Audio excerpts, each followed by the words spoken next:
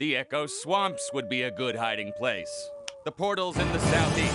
We have to go around the city.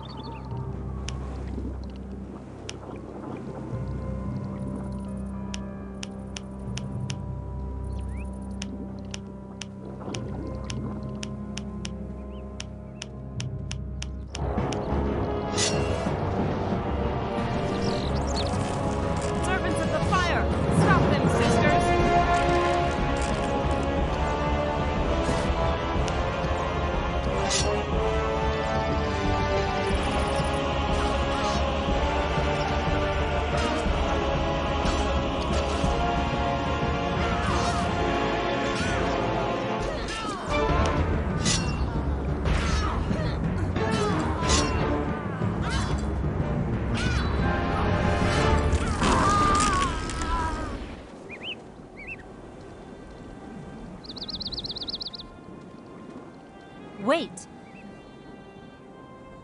Come on now, we've got to move on. Those were elves. Why are the elves attacking us here in the middle of Urgoth? You tell him, Grim. Do you know the tale of Arin the Frostweaver and his pact with the elves? The legend of the Winter Dragon? Of course I do, but... It's not just a legend. The dragon is just as real as Senwyn, the queen who sang for him beneath the ice. For thousands of years. But no longer. The Ice Elves have abducted the queen from the glacier, so that Arin might rise again and fly looking for her over the land. And envelop them with eternal ice. As it was thousands of years ago. But their pact with the dragon was always sacred to the elves. Sacred? Only sacred because he gave them the power of ice magic. What could be better for them than an eternal winter in which they possess absolute power? So you and the Resistance forces are no longer fighting the Orcs, but rather the Ice Elves? Yes, they came 1 moon ago and drove the Orcs out of Mirraw Thur. Then they concealed the queen in a prison up there in the city. We're trying to liberate her with the aid of the refugees. At first I couldn't believe it, but Grim is right. Who else knows the Queen's hiding place? Who else could survive the eternal winter that the dragon brings? Whoever says beauty must always have a pure heart. If this is your battle, then it is mine as well.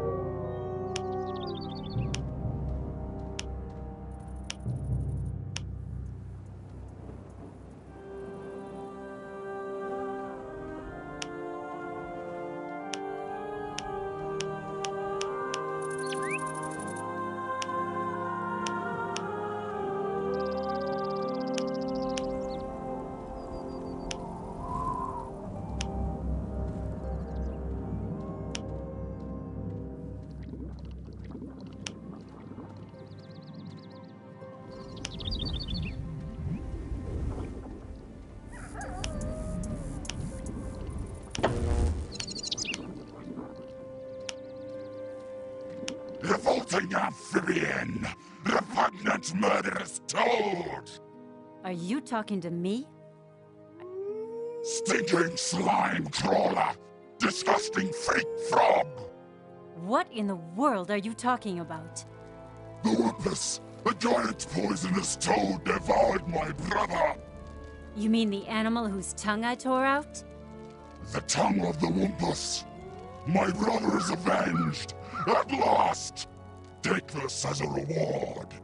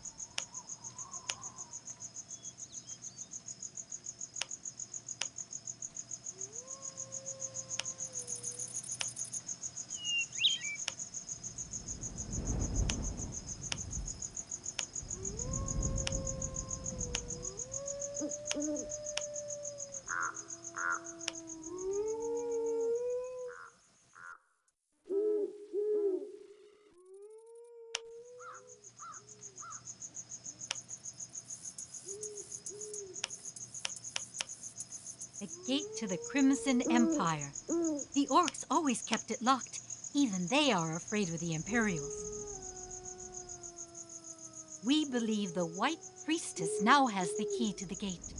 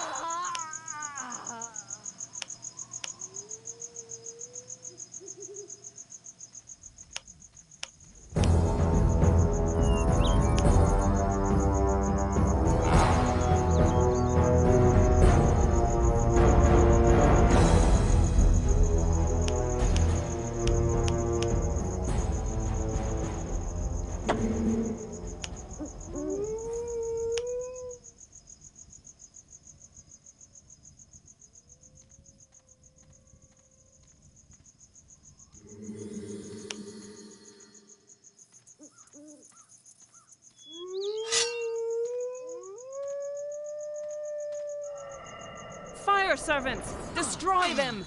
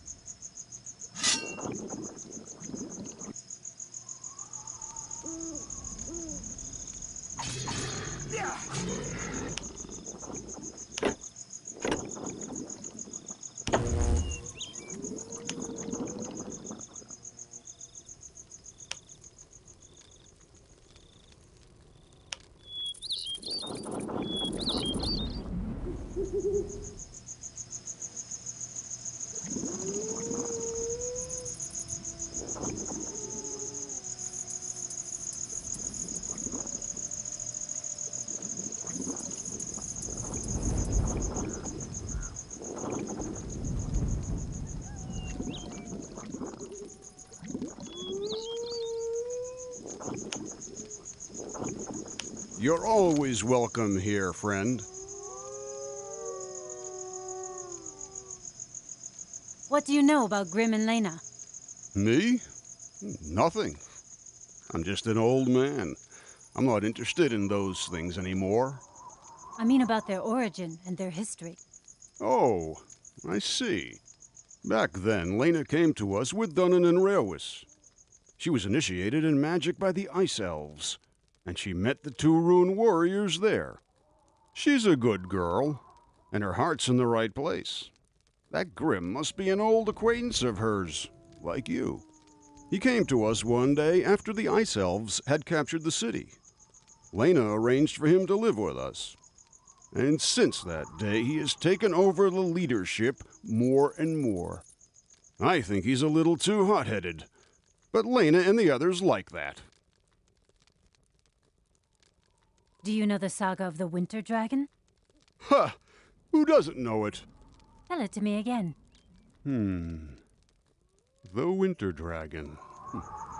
That's Arin, also called the Frostweaver. When the lands were still young, and the first children of the gods walked on the face of the earth, the dragons ruled the skies, and the mightiest of them all was Arin. He was the essence of winter. Wherever he flew, the land froze to ice. He moved across the world looking for a companion, a creature that was his equal, but all life fled from his chill. When his icy breath reached the great elven forest, Finon Mir, Senwen, the last queen of the elves, set out to beg him to have mercy on her people. Alone, in the frozen wasteland, she sang to herself to keep her courage up. The dragon hearkened to her song high above the clouds. He came down and listened to the song of the elf. The melody warmed his forever cold heart for the first time. Then he asked the elf to join him and remain by his side forever. And so, Arin flew off with Senwin to his home in the north. He wove a thick ice shell around them. Today we call it the Frost Weaver Glacier. Down there, under the ice, she has sung for him since that day, while the dragon sleeps. In return for her sacrifice, the elves were given the ice magic, and the world had spring again. Yes, when all's said and done, we owe it to Senwin that the people and the kingdoms ever existed in the first place, because otherwise all life would have frozen solid in the dragon's winter. Tell me about this land. I've already told you about Mirraw Thur. However, there are other routes leading to other regions. In the north, the road leads to Frostfall, which actually belongs to Fiara already. If you climb the mountains there, you get to Tirganach, to the land of the Ice Elves of the Arin cult. To the east of the city, there is yet another portal, which is usually closed off by a gate. It leads to the lands of the Crimson Empire. That's not a place you'll want to stay. Even the orcs keep the gate perpetually locked. What do you know about Tirganach? That is a city on the Frostweaver's Glacier, high in the mountains of Fiara. The elves who live there are different from the common wood elves of Fiara. They are masters of ice magic and live according to strict rules. They ferociously defend the glacier and their holy places. Many people believe they are not true servants of the light anymore. They say that they even challenged a rune warrior in the Battle of Fiara. So you think they're dangerous? I think that power can destroy the spirit, but I can't imagine an evil elf, if that's what you mean. Tell me about the Crimson Empire. Shaldun, the Burning City. Once one of the greatest cities of the Dark Elves lay there, until the ground split apart and gave birth to a fire-spitting mountain that devoured half the city. Some Dark Elves interpreted this as a sign from Sarach, and so they now regard the city as their holiest temple. But the Dark Elves are pledged to the Night God Nor, aren't they? That sect from Shaldun may still acknowledge Nor, but they consider themselves the chosen people of Zarach. They study the magic of the fire, and yearn to sacrifice in flames the other lands to their lord. Let's hope that gate stays locked up forever.